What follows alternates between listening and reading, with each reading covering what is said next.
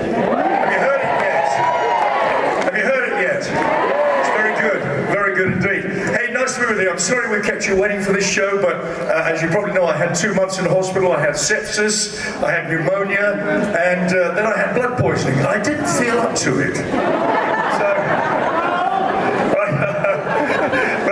To be absolutely honest with you, I didn't realise at the time how ill I was until one day I woke up in the hospital. My whole family were around my bed. And I thought, they're not going to get my money yet.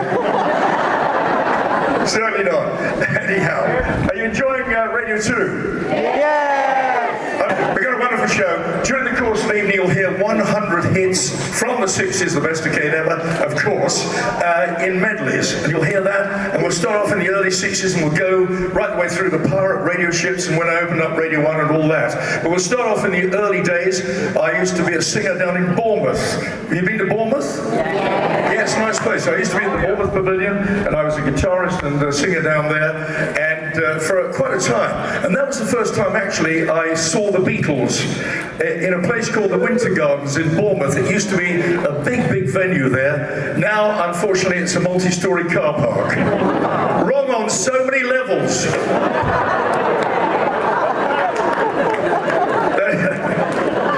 That's the best one tonight, ladies and gentlemen, unfortunately. Make the most of it. You know, it's lovely to be here today. I didn't think I was going to be here because my specialist, and I've got quite a few of them at the moment, my specialist said to me a couple of days ago, he said, you really should not be on stage. And I said to him, I said, what do you mean? He said, well, I've seen the show and I can't stand it. Really seriously is, and to see so many people coming out as well. And I've got to be honest with you, since I've been in hospital and come out, the ticket sales have soared.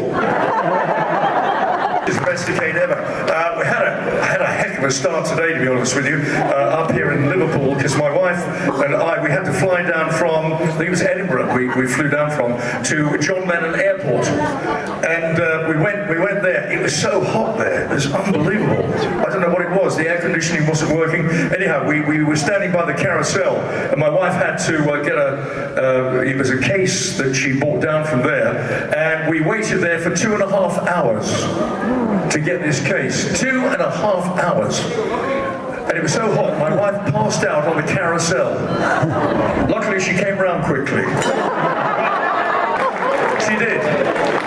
He's back at the hotel, sort of just recovering at this very moment from that joke. We live in an amazing world with the internet now. It's unbelievable, isn't it? And I put up I use X, which is what's called Twitter, isn't it? And Facebook and all the rest of it. Do you use that as well? Are you on social media? Yeah, it's great. It's great keeping in touch and all the rest of it. And I put up little films now and then. It's very easy to do on an iPhone. And I put up the other day, just for a bit of fun, I put up myself sneezing. I put up myself sneezing, and the rest of the people down the road where I live, in Hertfordshire, they saw it as well, and all the neighbours also put up a little video of themselves sneezing. It went viral.